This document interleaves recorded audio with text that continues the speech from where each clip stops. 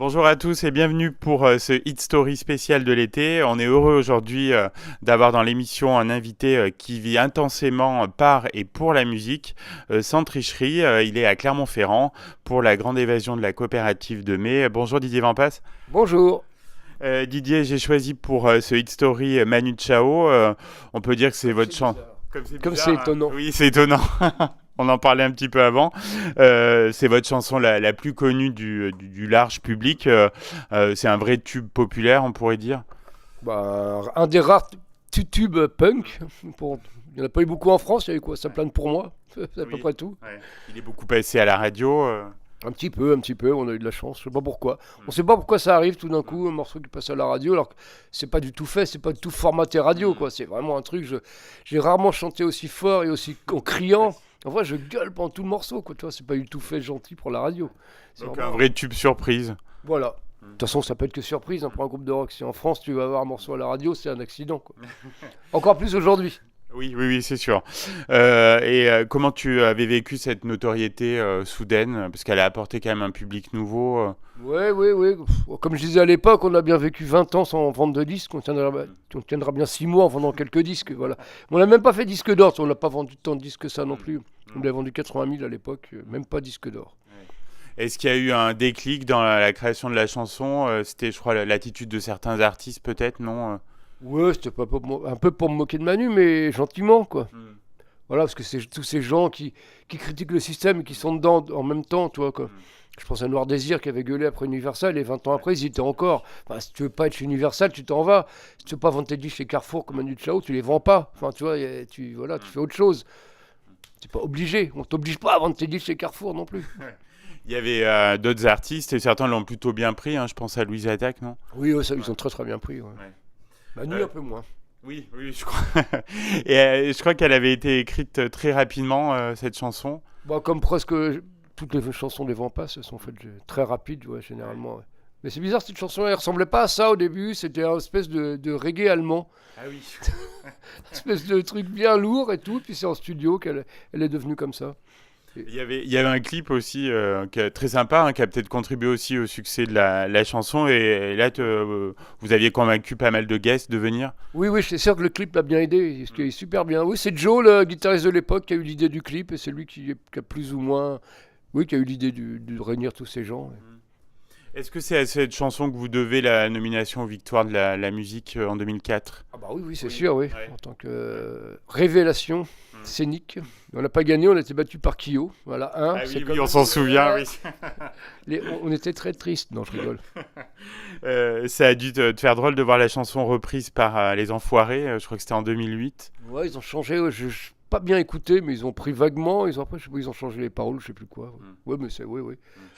Je me souviens. Voilà, c'est une chanson, tu l'as fait et après elle rentre. Voilà. Tout le monde en fait ce qu'il veut. On maîtrise plus, ouais. Non, on maîtrise pas. J'imagine qu'on a dû essayer de vous faire un Manu Chao 2, non? Quelque chose un peu du même acabit, non?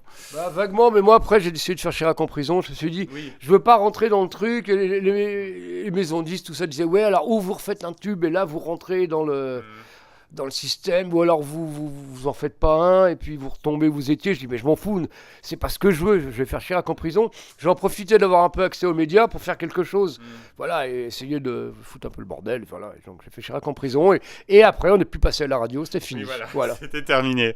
Est-ce que ça arrive de pas la jouer sur scène ou c'est un incontournable en fait? Non, on la joue tout le temps. J'ai pas envie, voilà, les gens viennent. Quand je suis sur scène, c'est pour faire plaisir aux gens, et comme les bottes rouges, toutes ces chansons-là, on les joue tout le temps. Donc ce soir, elle est prévue donc à la Copé. Voilà, même piano-voix, on la jouera piano-voix, ouais, tout à fait. Non, je ne suis pas comme Louride qui dit je refuse de jouer mes tubes ce soir. Ceux qui me demandent mes tubes, sortez de la salle. Non, je suis pas comme ça. Et donc là, ce que vous proposez donc avec ta pianiste donc au public, ça donne une dimension un petit peu inédite aux chansons. Ah bah carrément, quoi. C'est vraiment une surprise même pour moi, je crois, quand on a commencé. Je savais pas du tout ce que ça allait donner. Ça vient plus ou moins de la coopérative de mai, parce que c'est Didier Veillot qui m'a demandé de faire un projet acoustique comme ça pour l'année dernière, quand on pensait que les salles allaient rouvrir. Donc on avait commencé à faire ce projet, après il y a eu un nouveau confinement, ça s'est refermé, puis ça se fait cet été, donc voilà. Très bien. Donc, tu es réputé pour les prestations scéniques plutôt survoltées hein, avec le groupe. J'imagine que tu as des anecdotes incroyables sur scène. On me demande toujours ça et moi je me souviens jamais. Pour moi, oui, d'accord. Voilà, qu'est-ce que j'ai fait non À chaque fois, c'est des moments différents. Ouais, j'essaye en tout cas. J'essaye que ce soit différent tous les soirs et puis je pense pas, je suis pas en train de. Voilà, on a fait plein de trucs. On a fait le Stade de France avec Indochine. Là, c'était drôle par exemple de faire le con au Stade de France. Ben, je crois en tout cas, je me rappelle que quand la Mano Negra a commencé à marcher, Manu Chao commençait à dire ouais, il faut jouer pour la dernière personne qui est au fond de la salle. Et au début, je me suis dit, oh, il a raison, j'ai essayé une fois ou deux. Puis non, c'est pas vrai. Il faut jouer pour les 3 qui pogotent devant. Même si tu joues au Stade de France, il faut jouer pour les 3 personnes qui pogotent devant, les regarder eux et faire le même concert que dans un club. Voilà, c'est le contraire pour moi. Je crois que tu aimes beaucoup le studio aussi, à côté de la scène. Ah, j'adore faire des disques, faire des chansons.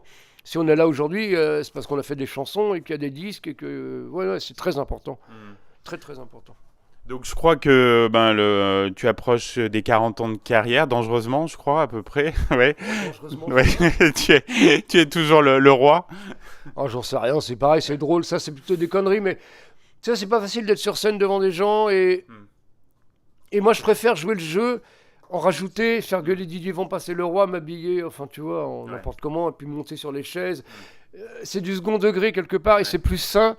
Je trouve ça plus sain que essayer de refuser ça, parce que ça existe, mine de rien. Tu es devant des gens, tu chantes devant les gens, les gens ne te regardent pas normalement, de toute façon, ils te regardent un peu comme, voilà, une star, entre guillemets. Donc, autant jouer le jeu et détourner ça et faire du second degré que faire un truc un peu malsain. Sinon, ça peut être malsain de le refuser. Les gens qui le refusent trop, c'est pas ça non plus. Avant ta retraite, tu avais conservé ton emploi d'électricien donc à la RATP, parallèlement à la musique. Ça permettait de garder les pieds sur terre. Ouais, j'avais pas une rentrée dans tout ce grand cirque des histoires de maisons de disques, de tourneurs, de managers, de trucs. Ça m'intéresse pas. Je vais faire de la musique, des chansons là. Là, Élise m'a envoyé un truc au piano. Je dis, oh bah c'est bien, allez, on part. J'ai pas un manager derrière qui me dit, ah, c'est une mauvaise idée pour ta carrière. Enfin, je m'en fous. Voilà, on fait des concerts, ça nous amuse, on est content de le faire. C'est plaisir, quoi. Voilà, les chansons, c'est pareil. Je fais les chansons que j'ai envie. Personne ne va me dire, c'est pas bien, ce truc, ça passera pas à la radio. Enfin, il y en a qui l'ont dit, mais je m'en fous, quoi. Est-ce que le retour avec le groupe complet est envisagé là prochainement ? Oui, on continue la semaine prochaine. On joue avec les Vampas en même temps. Oui, d'accord. C'est tout un peu en même temps. Quelles sont tes envies artistiques dans les prochains mois ou est-ce que, enfin, t'as rien de planifié, ça viendra comme ça viendra ou... Il y a un album qu'on doit enregistrer avec les Vampas cet automne, voilà. Mais sinon, j'ai toujours envie d'écrire une bonne chanson. C'est toujours, je continue parce que j'ai envie d'écrire des bonnes chansons. Et il y a l'album de Sugar qui sort. Voilà, on a enregistré l'album de Sugar and Tiger. Je fais un autre groupe avec Florence et mes enfants. On a joué à Coopérative de Mai il y a quelques mois d'ailleurs. Et notre album sort bientôt. Voilà. Super, j'ai une dernière question Didier. Donc Logos FM, c'est la radio de l'Auvergne. Qu'est-ce que tu penses de notre région ? Est-ce que tu la connais un peu ? Bah, je connais. J'ai jamais fait de tourisme en Auvergne. Je connais bien Clermont, parce qu'on y joue souvent. Là, je fais un tour de vélo tout à l'heure, mais les volcans, ça t'attire, non ? Ouais, j'aimerais bien. Moi, j'adore les volcans. Faut qu'un jour j'aille visiter les volcans. Voilà, donc j'ai encore des choses à faire en Auvergne. Encore un beau projet. En tout cas, un grand merci Didier Vampas. J'ai beaucoup apprécié cet échange et je te dis à très bientôt. Bah, merci à toi et à bientôt.